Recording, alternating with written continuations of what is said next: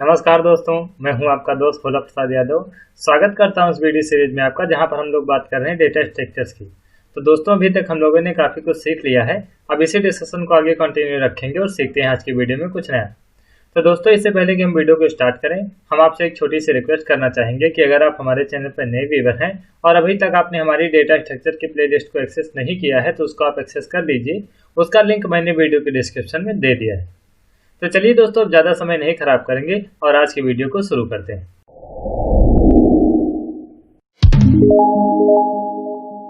तो दोस्तों, इस वीडियो में हम आपको बताने वाले हैं एसिम्प्टोटिक नोटेशन के बारे में। ठीक है, देखिए, इससे पहली वीडियो में जब हम लोगों ने बात किया था तो वहां पर मैंने आपको बताया था एफिशिएंसी ऑफ एन एल्गोरिथम के बारे में। ठीक है, वहां पर हम लोगों ने एफिशिएंसी के बारे में सीखा था और वहीं पर मैंने एक नोट के थ्रू आपको बताया था कि जो एसिम्प्टोटिक नोटेशन होते हैं ये किसी भी एल्गोरिथम की कॉम्प्लेक्सिटी को बहुत ही अच्छे से रिप्रेजेंट करते हैं। ठीक है, तो यहाँ पर हम लोग डिस्कस करेंगे एसिम्प्टोटिक नोटेशन। ठीक है, तो सबसे पहले देखिए, डेफिनेशन यहाँ पर मैंने लिखी है, ये वही डेफिनेशन है जो मैंने वहां पर मेंशन की थी। ठीक है, यहाँ पर डेफिनेशन मैंने लिखी है, asymptotic notation are used to represent the complexity of an algorithm. ठीक है, एसिम्प्टोटिक नोटेशन जो होते हैं वो किसी भी एल्गोरिथम की कॉम्प्लेक्सिटी को रिप्रेजेंट करते हैं।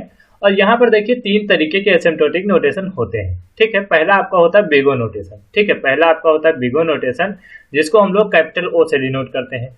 दूसरा आपका होता है बिग ओमेगा नोटेशन, जिसको हम लोग ओमेगा से रिप्रेजेंट करते हैं। तीसरा आपका होता है बिग थीटा नोटेशन, जिसे हम लोग थीटा से रिप्रेजेंट करते हैं। ठीक है, अब देखिए, ये तीनों नोटेशन कैसे किसी एल्गोरिथम की कॉम्प्लेक्सिटी को रिप्रेजेंट करेंगे, इसको मैं आपको समझाता हूँ। देखिए, जैसे यहाँ पर आपके पास एक एल्गोरिथम है ए। ठीक है, ये एक एल्गोरिथम है ए, और मान लीजिए ये एल्गोरिथम है लीनियर सर्च का। लीनियर सर्च का ये एल्गोरिथम है। तो यहाँ पर मैंने एक एरे बना लिया। ठीक है, हम एक एरे बना लेते हैं और इसमें 10 एलिमेंट हम फिल कर देते हैं। ठीक है, इसमें 10 एलिमेंट रख देते हैं। तो 1 2 3 4 5 6 7 8 9। ठीक है, तो ये आपका एक एरे है, इसमें 10 एलिमेंट है और यहाँ पर जो आप एल्गोरिथम यूज कर रहे हैं वो है लीनियर सर्च का। ठीक है, अब देखिए, इस पर्टिकुलर एरे में आपको किसी एलिमेंट को सर्च करना है। ठीक है, तो यहाँ पर देखिए, किसी एलिमेंट को सर्च करने में ज्यादा से ज्यादा कितना टाइम लगेगा। ठीक है, ज्यादा से ज्यादा कितनी कॉम्प्लेक्सिटी का यूज होगा। तो यहाँ देखिए, क्योंकि एरे का साइज है 10, ठीक है, एरे का साइज है 10, तो यहाँ ज्यादा से ज्यादा किसी भी एलिमेंट को सर्च करने के लिए 10 ऑर्डर का टाइम लगने वाला है। ठीक है, 10 ऑर्डर का टाइम लगने वाला है। तो जब किसी एल्गोरिथम के लिए हम मैक्सिमम कॉम्प्लेक्सिटी फाइंड आउट कर लेते हैं, तो उस मैक्सिमम कॉम्प्लेक्सिटी को हम बिग ओ नोटेशन से दिखाते हैं। ठीक है, तो उस मैक्सिमम कॉम्प्लेक्सिटी को हम बिग ओ नोटेशन से दिखाते हैं। तो यहाँ पर देखिए, जो आपका लीनियर सर्च का एल्गोरिथम है वो किसी पर्टिकुलर एलिमेंट को सर्च करने में ज्यादा से ज्यादा ऑर्डर ऑफ 10 का टाइम लगाएगा। तो ये इसकी मैक्सिमम कॉम्प्लेक्सिटी है। तो मैक्सिमम कॉम्प्लेक्सिटी को हम दिखाएंगे बिगो के साइन के साथ में। तो इसको आप ऐसे लिखेंगे, बिगो ऑफ 10। तो ये बिगो का साइन आपको देखकर पता चल जाएगा कि ये जो कॉम्प्लेक्सिटी लिखी हुई है 10, तो ये उस पर्टिकुलर एल्गोरिथम की मैक्सिमम कॉम्प्लेक्सिटी है। ठीक है, और यहाँ पर देखिए, अगर आप लीनियर सर्च के प्रोग्राम में मिनिमम टाइम में कोई एलिमेंट फाइंड आउट करना चाहते हैं, तो वो मिनिमम टाइम कितना होगा, वो मिनिमम टाइम होगा ऑर्डर ऑफ 1। ठीक है, मिनिमम टाइम होगा ऑर्डर ऑफ 1। तो जो मिनिमम टाइम होता है, ठीक है, किसी एल्गोरिथम के लिए जो मिनिमम टाइम होता है उससे कम टाइम नहीं होता है। सबसे मिनिमम वाला जो टाइम होता है उसको हम लोग दिखाते हैं ओमेगा के साइन के साथ में। ठीक है, और इसको हम लोग ओमेगा नोटेशन कहते हैं। तो देखिए, इस पर्टिकुलर एल्गोरिथम के लिए मिनिमम कॉम्प्लेक्सिटी कितनी होगी, ऑर्डर ऑफ 1। तो इसको हम लोग दिखाएंगे ओमेगा के साइन के साथ में। अब देखिए, ये आपका आया बिगो नोटेशन। ठीक है, मतलब ये मैक्सिमम कॉम्प्लेक्सिटी है इस एल्गोरिथम की, और ये आपकी है मिनिमम कॉम्प्लेक्सिटी। ठीक है, अब इन दोनों को छोड़कर बीच में जो भी कॉम्प्लेक्सिटी आएगी उसको हम लोग थीटा के साइन के साथ दिखाएंगे। ठीक है, थीटा के साइन के साथ दिखाएंगे और वो आपकी होगी एवरेज केस कॉम्प्लेक्सिटी। ठीक है, एवरेज केस कॉम्प्लेक्सिटी होगी, उसको हम लोग थीटा के साइन के साथ दिखाएंगे। मतलब यहाँ पर जो 2 से लेकर 9 तक की कॉम्प्लेक्सिटी होगी वो थीटा के साइन के साथ दिखाई जाएंगी। और इस थीटा के साइन को हम देखकर हम ये पता कर लेंगे कि ये जिस भी एल्गोरिथम की कॉम्प्लेक्सिटी है ये एवरेज केस कॉम्प्लेक्सिटी है। ठीक है, ये एवरेज केस कॉम्प्लेक्सिटी है। इसके लिए आप बिगो नोटेशन भी फाइंड आउट कर सकते हैं और ओमेगा नोटेशन भी फाइंड आउट कर सकते हैं। ठीक है, तो ये 3 तरीके के नोटेशन होते हैं। आपको ये समझ में आया होगा कि कैसे ये किसी एल्गोरिथम की कॉम्प्लेक्सिटी को दिखाते हैं। ठीक है, लेकिन यहाँ पर देखिए दोस्तों, एक्चुअल में क्या होता है, एक्चुअल में ये होता है कि यहाँ पर आपको ये तो बताया नहीं जाएगा कि आपके इनपुट का साइज कितना है। ठीक है, क्योंकि यहाँ पर हर बार एल्गोरिथम के लिए आपके इनपुट का साइज चेंज हो सकता है। तो यहाँ पर हम इनपुट का साइज रखेंगे n। ठीक है, इनपुट का साइज रखेंगे n, क्योंकि हम यहाँ पर एक वेरिएबल n रख रहे हैं। अब इसका साइज जो होगा वो वेरी करेगा। तो इस हिसाब से जो आपकी कॉम्प्लेक्सिटी होगी वो n के टर्म में आएगी, यानी आपकी कॉम्प्लेक्सिटी कुछ भी आ सकती है, n भी आ सकती है, 2n भी आ सकती है, 2n+3 आ सकती है। तो यहाँ पर देखिए ये सारे फंक्शन है, ठीक है, ये सारे एक फंक्शन बन रहे हैं क्योंकि आप एल्गोरिथम का साइज जो है n के टर्म में दे रहे हैं, तो आपकी जो कॉम्प्लेक्सिटी आएगी वो भी n के टर्म में आएगी। अब ये आपका एक फंक्शन हुआ, ठीक है, अब आपका एक फंक्शन हुआ, तो यहाँ से अगर आप लिखें fn इक्वल टू 2n+3, ठीक है, fn इक्वल टू 2n+3, अब ये आपके एल्गोरिथम की कॉम्प्लेक्सिटी आई है, ठीक है, ये कोई भी कॉम्प्लेक्सिटी है। अब इसके लिए आप मैक्सिमम, ठीक है, इसके लिए आप मैक्सिमम कॉम्प्लेक्सिटी को फाइंड करें, उसको हम बिग O के साइन के साथ लिखेंगे। मतलब ये एक फंक्शन है, इस फंक्शन के लिए आपको एक ऐसा फंक्शन ढूंढना है जिसकी वैल्यू हमेशा इस फंक्शन से बड़ी आए, ठीक है, मतलब इसके लिए आपको c.gn, ठीक है, c.gn एक फंक्शन ढूंढना है जिस c.gn की वैल्यू इस fn से हमेशा के लिए ज्यादा आएगी, तब हम कहेंगे जो fn का बिग O होगा वो c.gn होगा, ठीक है, fn का जो बिग O होगा वो c.gn होगा, जहां पर c एक कांस्टेंट है, gn एक फंक्शन है, ठीक है। तो हम लोग इस तरीके से अब एल्गोरिथम की कॉम्प्लेक्सिटी को फाइंड आउट करने वाले, ठीक है। तो चलिए बिग O नोटेशन को थोड़ा डिटेल में देखते हैं। देखिए ये आपका बिग O नोटेशन है, यहाँ पर मैंने डेफिनेशन लिखी हुई पहले, big O notation is used to represent the upper bound of a function, ठीक है, क्योंकि हम लोग यहाँ पर फंक्शन के टर्म में बात कर रहे हैं। तो बिग O नोटेशन क्या करता है, किसी भी फंक्शन के लिए अपर बाउंड आपको बताता है, मतलब उसकी मैक्सिमम वैल्यू कितनी होगी, और जो उसकी मैक्सिमम वैल्यू आएगी उसको हम लोग बिग O के साइन के साथ दिखाएंगे, और वही उस फंक्शन की मैक्सिमम कॉम्प्लेक्सिटी होगी, ठीक है। तो यहाँ पर देखिए आपके पास अगर fn और gn टू फंक्शन है, और ऐसा होता है कि किसी कांस्टेंट c के लिए, ठीक है, किसी कांस्टेंट c के लिए fn की वैल्यू हमेशा लेस आर इक्वल टू होती है c.gn की, ठीक है, fn की वैल्यू हमेशा लेस आर इक्वल टू होती है c.gn के लिए, तब हम कहेंगे कि gn जो होगा वो अपर बाउंड होगा fn का। तो जो gn होगा वो अपर बाउंड होगा fn का, और इसको आप ऐसे दिखाएंगे fn equal to big O of gn। अब देखिए पीछे अगर आपको कॉम्प्लेक्सिटी दी होती 2, तो इसके लिए बिग O नोटेशन क्या होता, बिग O नोटेशन होता 10, ठीक है, बिग O नोटेशन होता 10। तो इसको आप मान लीजिए ये एक सिंपल कॉम्प्लेक्सिटी दी हुई, और इसको आप दिखाते ऑर्डर ऑफ 10, मतलब इसकी जो बिग O है वो 10 है, ठीक। तो यहाँ पर देखिए अगर आप fn के लिए ऐसा gn फंक्शन फाइंड आउट कर सकते हैं जिसके लिए fn की वैल्यू हमेशा लेस आर इक्वल टू होगी c.gn से, तब हम कहेंगे जो fn का बिग O है वो gn होगा, ठीक है। और लेकिन यहाँ पर एक बात याद रखिएगा कि n की वैल्यू हमेशा बड़ी या इक्वल होनी चाहिए n0 के, और n0 हमेशा बड़ा होना चाहिए 0 से, c भी बड़ा होना चाहिए 0 से, ठीक है। अब देखिए n की वैल्यू कुछ भी हो सकती है, 1 2 3 4 कुछ भी हो सकती है, लेकिन n0 से बड़ी होनी चाहिए, ठीक है। और n0 क्या होती है, जो n की फर्स्ट वैल्यू होती है, ठीक है। यहाँ पर जो आप n की वैल्यू रखेंगे इन दोनों फंक्शन में, ठीक है, इन दोनों फंक्शन में जो n की वैल्यू रखेंगे यहाँ पर, तो इस n की वैल्यू से, ठीक है, इस n की जो फर्स्ट वैल्यू होगी वो होगी n0, और n0 हमेशा बड़ा होना चाहिए 0 से, c भी बड़ा होना चाहिए 0 से, क्योंकि अगर आपका यहाँ से c 0 हो जाएगा तो आपका gn फंक्शन 0 हो जाएगा, ठीक है। अब देखिए यहाँ पर आपको fn एक फंक्शन दिया गया 2n+3, इसके लिए आपको अपर बाउंड फाइंड आउट करना है, मतलब c.gn फंक्शन फाइंड आउट करना है जिसकी वैल्यू हमेशा fn से बड़ी आएगी, ठीक है, c.gn आपको फाइंड आउट करना है। तो c की वैल्यू और gn की वैल्यू फाइंड आउट करना है जिसके लिए fn की वैल्यू हमेशा लेस आर इक्वल टू होगी, ठीक है। तो यहाँ पर देखिए c.gn को आप कैसे चूज करेंगे, यहाँ पर देखिए c.gn को चूज करने का तरीका ये होता है कि जैसे यहाँ पर देखिए मैंने सारी एल्गोरिथम की कॉम्प्लेक्सिटी को लिख रखी है, ठीक है, यहाँ पर मैंने सारे एल्गोरिथम की कॉम्प्लेक्सिटीज को लिख रखा हुआ है।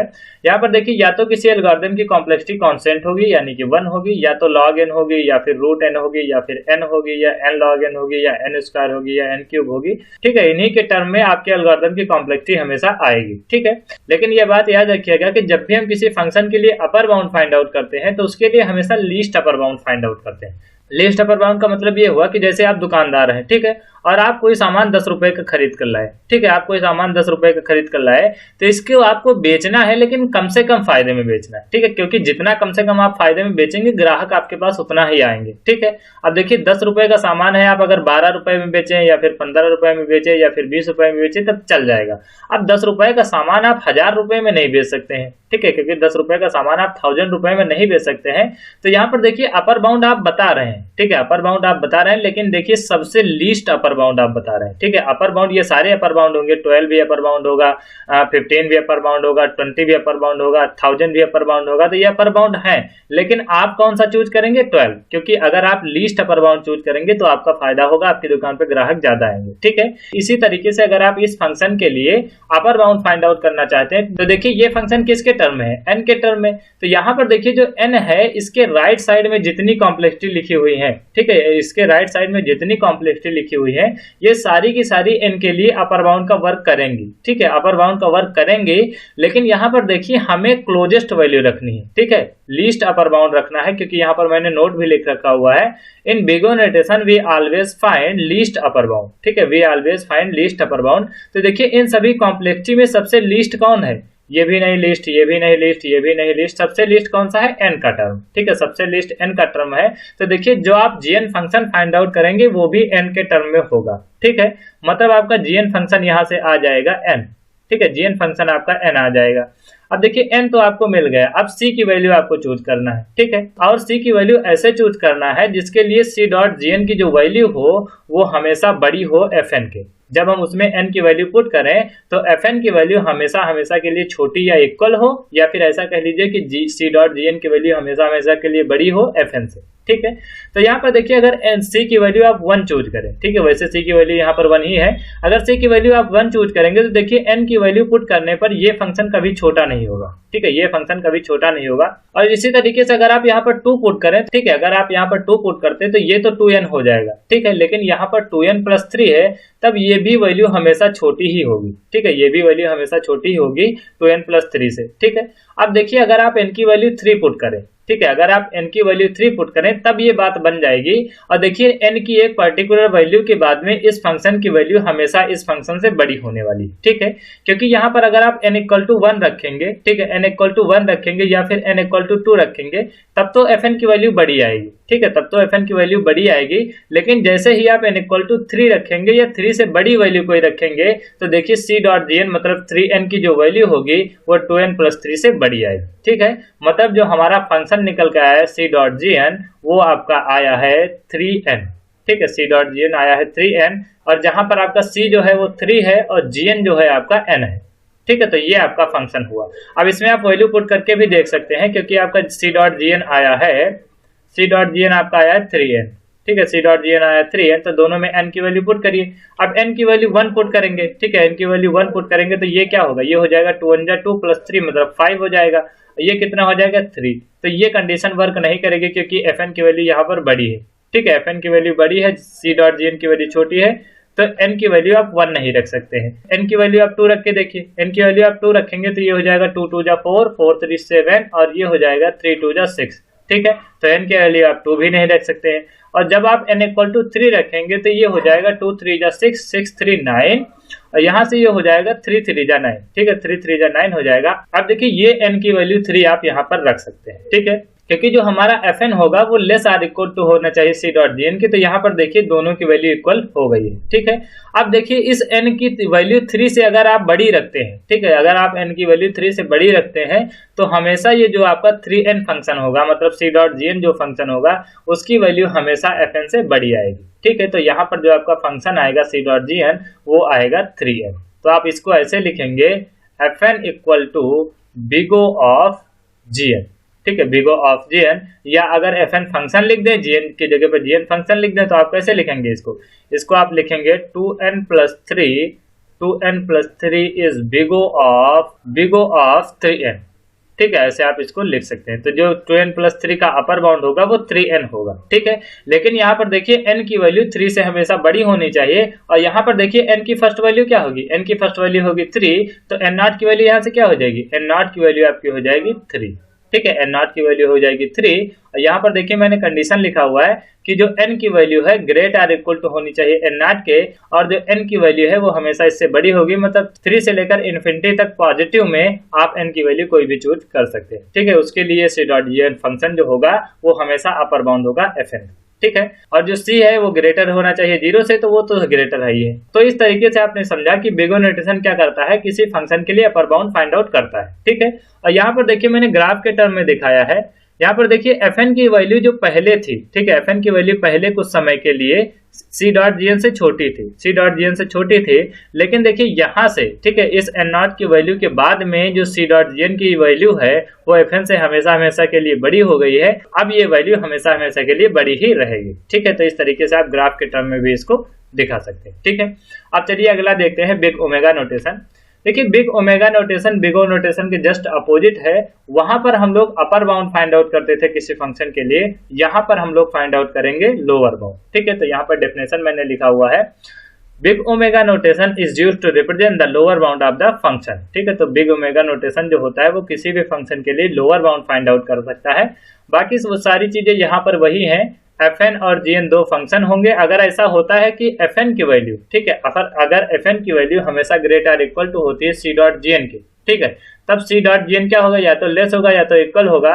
तब जो gn फंक्शन होगा, ठीक है, जो आपका gn फंक्शन होगा वो लोअर बाउंड होगा fn का, और इसको आप दिखाएंगे fn is omega of gn। ठीक है, fn is lower bound of gn या फिर ओमेगा ऑफ gn। और यहाँ पर वही सारी कंडीशन फिर से अप्लाई होंगी। जो आपका n होगा वो ग्रेट आर इक्वल टू होगा n नॉट के, n नॉट की वैल्यू ग्रेटर होगी 0 से और c की वैल्यू भी ग्रेटर होगी 0 से। ठीक है, तो यहाँ पर fn फंक्शन आपको वही दिया गया है। अब यहाँ पर आपको फिर से c डॉट gn की वैल्यू फाइंड आउट करनी है। लेकिन अब याद रखिएगा कि c डॉट gn की जो वैल्यू है वो हमेशा हमेशा के लिए छोटी होनी चाहिए 2n प्लस 3 की। ठीक है, तो यहाँ पर देखिए c डॉट gn को आप चूज कर सकते हैं 2n, c डॉट gn को आप चूज कर सकते हैं 2n, क्योंकि देखिए यहाँ पर fn फंक्शन है 2n प्लस 3, और अगर आप c डॉट gn को चूज करते हैं 2n तो देखिए यहाँ पर 3 ऐड हो रहा है, तो इस फंक्शन की जो वैल्यू होगी वो हमेशा fn से छोटी होगी। n की वैल्यू कोई भी आप चूज करें। ठीक है, तो चाहे आप n की वैल्यू 1 रखें, चाहे आप n की वैल्यू 2 रखें, चाहे आप n की वैल्यू 3 रखें, या फिर इसी तरीके से आप इन्फिनिटी तक वैल्यू रखते चले जाएं, ये फंक्शन हमेशा लेस होगा fn से। ठीक है, ये जो आपका c डॉट gn फंक्शन होगा ये हमेशा लेस होगा fn से। तो यहाँ पर देखिए आपका फंक्शन आ जाएगा 2n। ठीक है, 2n आपका आ जाएगा। और देखिए n की फर्स्ट वैल्यू यहाँ पर क्या है 1, तो यही आपका हो जाएगा n नॉट। तो यहाँ पर n नॉट की वैल्यू क्या आएगी 1, और c की वैल्यू यहाँ से क्या मिलेगी, c की वैल्यू यहाँ से आपको मिलेगी 2। तो ये आपका होता है लोअर बाउंड किसी फंक्शन के लिए। लेकिन ये भी याद रखिएगा, जब हम किसी फंक्शन के लिए लोअर बाउंड फाइंड आउट करते हैं तो हमेशा greatest lower bound find out करते हैं। अगर आप फिर से उसी एग्जांपल को समझना चाहें तो जैसे आपने कोई सामान 10 रुपए में खरीदा, ठीक है, आपने 10 रुपए में खरीदा, तो आपको कम से कम दाम में बेचना है, लेकिन इतना भी कम दाम में नहीं बेचना कि आपका बहुत ज्यादा घाटा आ जाए। जैसे 10 रुपए का सामान है तो आप इसको मान लीजिए कि 10 का ही बेच दीजिए। ठीक है, 10 का ही बेच दीजिए तब तो ठीक है, लेकिन आप 9 में बेचेंगे तो आपका 1 रुपए का घाटा हो जाएगा, तो 10 से नीचे आप नहीं बेचेंगे। ठीक, उसी तरीके से अगर आपका फंक्शन यहाँ पर n के टर्म में है, यहाँ पर आपका फंक्शन n के टर्म में है, तो देखिए इस n के लेफ्ट साइड में जो कॉम्प्लेक्सिटी लिखी हुई है, ठीक है, n के लेफ्ट साइड में जो कॉम्प्लेक्सिटी लिखी हुई है ये सारी इसके लोअर बाउंड की तरह वर्क करेंगी, लेकिन इनमें हम रखेंगे ग्रेटेस्ट वैल्यू। ठीक है, लेकिन इसमें हम ग्रेटेस्ट वैल्यू रखें, क्योंकि हम यहाँ पर जब भी लोअर बाउंड फाइंड आउट करते हैं तो greatest lower bound find out करते हैं। ठीक है, यहाँ पर देखिए ये सारी लोअर बाउंड की तरह वर्क करेंगी, लेकिन इसमें सबसे ग्रेटर कौन होगा, इनमें सबसे ग्रेटर होगा n। ठीक है, इनमें सबसे ग्रेटर होगा n, तो इसीलिए हमने जो फंक्शन लिखा है c डॉट gn वो n के टर्म में लिखा हुआ है। ठीक है, तो आशा है दोस्तों आपको बिग ओमेगा नोटेशन समझ में आया होगा। अब चलिए देखते हैं कि बिग थीटा नोटेशन को आप कैसे समझेंगे। ठीक है, बिग थीटा नोटेशन को समझने के लिए कुछ मेहनत करने की जरूरत नहीं है। आपने अगर किसी फंक्शन के लिए अपर बाउंड फाइंड आउट कर लिया और लोअर बाउंड फाइंड आउट कर लिया तो उसी के टर्म में आप बिग थीटा नोटेशन को दिखाएंगे। ठीक है, तो यहाँ पर जो आपका fn एक फंक्शन होगा, यहाँ पर आपका fn एक फंक्शन होगा, और gn आपको एक ऐसा फंक्शन ढूंढना है जिसके लिए c1 और c2 दो कांस्टेंट होंगे। ठीक है, जिसके लिए c1 और c2 दो कांस्टेंट होंगे, और c2 डॉट gn की जो वैल्यू होगी हमेशा लेस आर इक्वल टू होगी fn के, और c1 डॉट gn की जो वैल्यू होगी वो हमेशा ग्रेट आर इक्वल टू होगी fn से। तो यहाँ पर देखिए c2 डॉट gn की जगह आप रख दीजिए लोअर बाउंड जो आपने फाइंड आउट किया है बिग ओमेगा नोटेशन में, और c1 डॉट gn की जगह पर आप वैल्यू रख दीजिए जो आपने बिग ओ नोटेशन में फाइंड आउट किया था। तो यहाँ पर देखिए आपने लोअर बाउंड निकाला था 2n, ठीक है, लोअर बाउंड निकाला था 2n, और अपर बाउंड आपने निकाला था 3n। ठीक है, तो c2 डॉट gn की वैल्यू क्या हो जाएगी, c2 डॉट gn की वैल्यू हो जाएगी 2n, और c1 डॉट gn की वैल्यू हो जाएगी 3n। ठीक है, तो अगर आपका फंक्शन यहाँ पर होता 2n प्लस 3 तो ऐसे आप इसको लिखते कि 2n is less or equal to 2n plus 3 less or equal to 3n। ठीक है, तो यहाँ पर देखिए ये आपका fn फंक्शन है। ठीक है, ये आपका fn फंक्शन है। fn फंक्शन की जो वैल्यू होगी वो हमेशा ग्रेटर होगी इस 2n से और लेस होगी इस 3n से, मतलब जो आपके फंक्शन की वैल्यू होगी वो इन्हीं दोनों फंक्शन के बीच में वेरी करेगी, तब ये आपका होगा थीटा नोटेशन। ठीक है, तो इसको हम लोग थीटा नोटेशन से दिखाएंगे। तो यहाँ पर जो आपका ये n फंक्शन है ना, ठीक है, ये आपका जो n फंक्शन है इसको आप दिखाएंगे fn equal to theta of gn। ठीक है, fn equal to theta of gn। Okay, और यहाँ पर भी वो सारी कंडीशन अप्लाई होंगी। यहाँ पर n की जो वैल्यू होगी वो ग्रेट आर इक्वल टू होगी n नॉट के, n नॉट की वैल्यू बड़ी होगी 0 से, c की वैल्यू भी बड़ी होगी 0 से, और यहाँ पर देखिए n नॉट की वैल्यू क्या होगी, n नॉट की वैल्यू होगी यहाँ पर 3।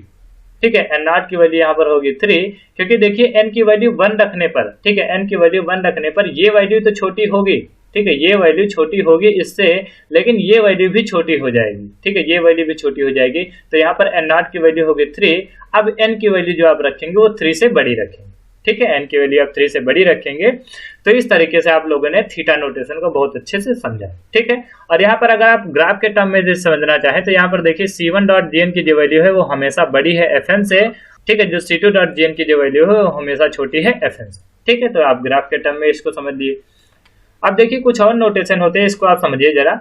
यहाँ पर आपका पहला नोटेशन होता है लिटिल ओ नोटेशन, ठीक है, यहाँ पर आपका पहला नोटेशन है little O notation. Little O notation और बिग ओ नोटेशन में अंतर सिर्फ इतना है, जब आप बिग ओ नोटेशन के टर्म में कोई फंक्शन फाइंड आउट करते थे वहां पर आप लिखते थे fn is less or equal to c.gn, ठीक है, fn is less or equal to c.gn।